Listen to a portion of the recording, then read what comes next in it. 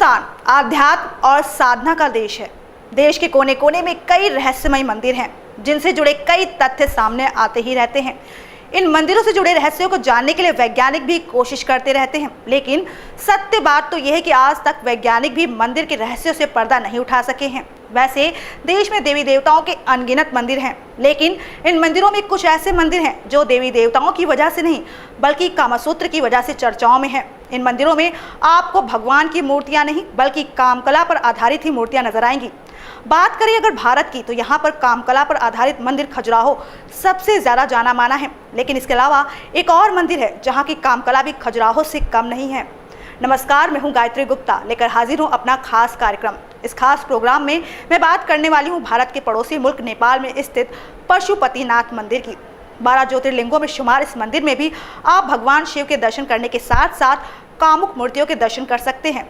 कहा जाता है इस मंदिर में बाहर से ही कामकला देखते ही बनती है। भारत की तरह ही आध्यात्म के देश नेपाल में इस मंदिर का विशेष महत्व है। जो भी नेपाल जाता है वो इस मंदिर के दर्शन किए बिना नहीं रह सकता है। तो चलिए बताते हैं आपको इस मंदिर की कामुक मूर्तियों से जुड़ी दिलचस्प बातें। भारत ही नहीं बल्कि दुनिया में भोलेनाथ के सैकड़ों मंदिर और तीर्थ स्थान हैं। आपको बता दें कि ये सभी मंदिर अपने चमत्कारों और धार्मिकता के कारण विश्व में प्रसिद्ध हैं। यूं तो भोलेनाथ के अनेकों नाम हैं, उन्हीं में से एक नाम है पशुपतिनाथ मंदिर। ये मंदिर शिव के 12 ज्योतिर्लिंगों में से एक माना जाता है। इस मंदिर के बारे में मान्यता है कि आज भी यहाँ पर भगवान शिव विराजमान है। पशुपतिनाथ मंदिर नेपाल की राजधानी काठमांडू से 3 किलोमीटर उत्तर पश्चिम देवपाटन गांव में बागमती नदी के तट पर स्थित है। ये मंदिर भगवान शिव के पशुपति स्वरूप को समर्पित है। इस मंदिर को यूनेस्को विश्व सांस्कृतिक विरासत स्थल की सूची में भी शामिल किया गया है, जो कि नेपाल में शिव का सबसे पवित्र मंदिर माना जाता है। ये मंदिर हिंदू धर्म के 8 सबसे पवित्र स्थलों में से एक माना जाता है। नेपाल में भगवान शिव का सबसे पवित्र मंदिर है। इस मंदिर को देखते ही आपको इस मंदिर की महिमा के बारे में पता चल जाएगा। यहाँ जो भी आता है बस इस मंदिर को देखते ही रह जाता है। वैसे इस मंदिर में पूजा पाठ के अलावा एक और बात है जिसके लिए यह मंदिर जाना जाता है। ये खासियत है इस मंदिर की कि कामुक मूर्तियां यहाँ पर स्थित है। कहा जाता है कि लोग यहाँ पर पूजा पाठ में इतने बिजी रहते हैं कि वो यहाँ की काम कला पर ध्यान ही नहीं दे पाते। लेकिन इन तस्वीरों को देखकर आप भी जान पा रहे होंगे कि यहाँ की कामुक मूर्तियां खजुराहो की मूर्तियों से कम नहीं है। काम कला को बेहतरीन तरीकों से दर्शाया गया है। साथ ही कामसूत्रों की कई अवस्थाओं को भी विभिन्न तरीके से दिखाया गया है।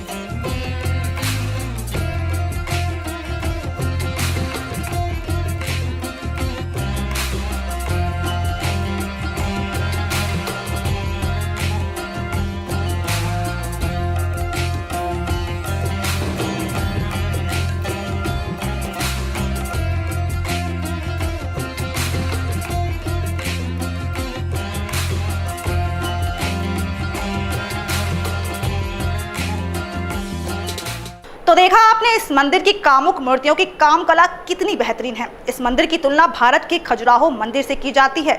यहाँ की कामुक मूर्तियों को देखकर आपको खजुराहो की याद जरूर आएगी। कामुक मूर्तियों के साथ ही इस मंदिर के नाम के पीछे भी एक बहुत बड़ा रहस्य है। इस मंदिर को 4 मुखी लिंग कहा जाता है। कहा जाता है इस मंदिर में भगवान शिव साक्षात विराजमान है।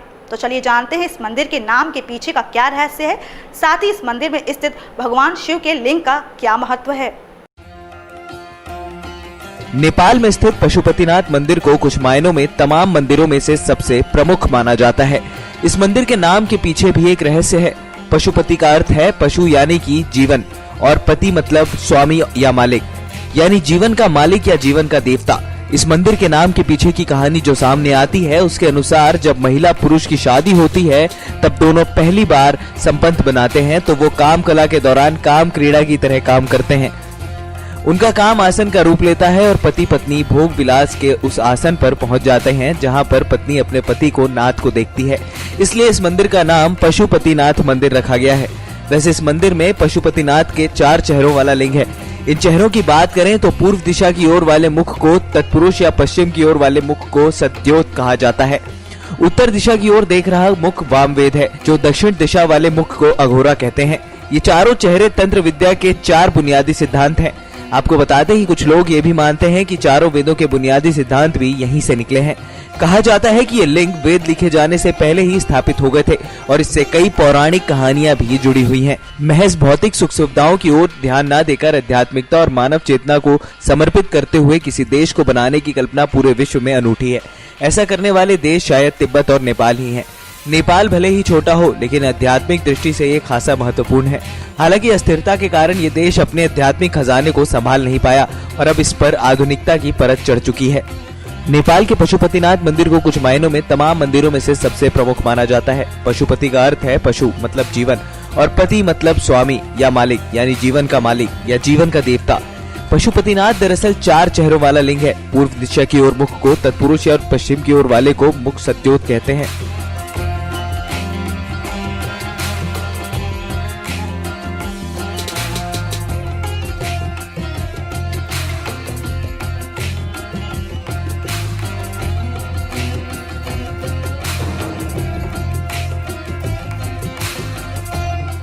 भगवान शिव की उपासना के साथ साथ मंदिर की कामकला और 4 मुखी लिंग के अलावा इस मंदिर को तंत्र साधना का केंद्र कहा जाता है।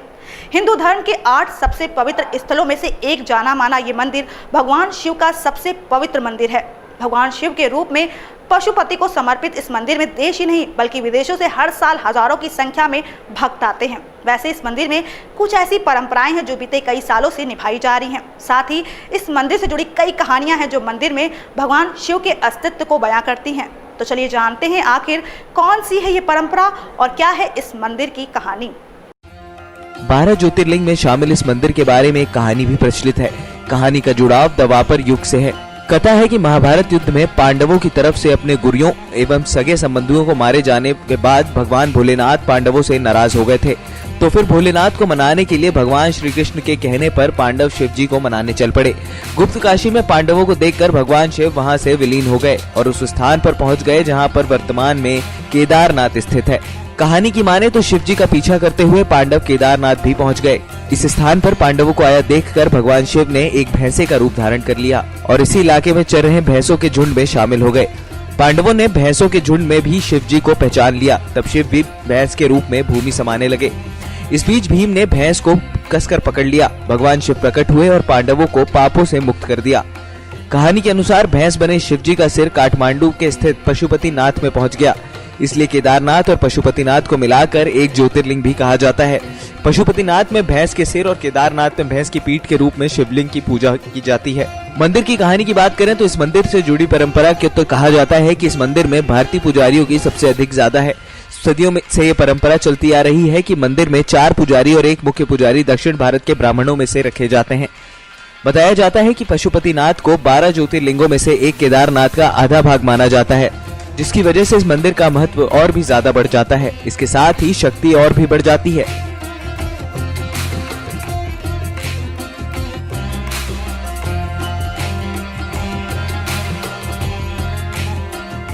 तो देखा आपने कि इस मंदिर की गाथा द्वापर युग से जुड़ी हुई है। कहा जाता है भगवान शिव यहाँ पर भैंस के रूप में पहुंचे थे, इसलिए केदारनाथ और पशुपतिनाथ को मिलाकर एक ज्योतिर्लिंग भी कहा जाता है।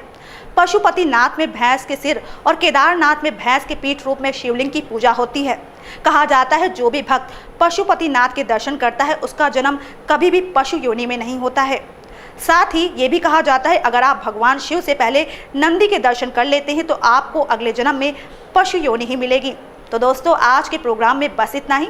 अगली बार फिर होगी आपसे मुलाकात, लेकिन तब तक के लिए नमस्कार।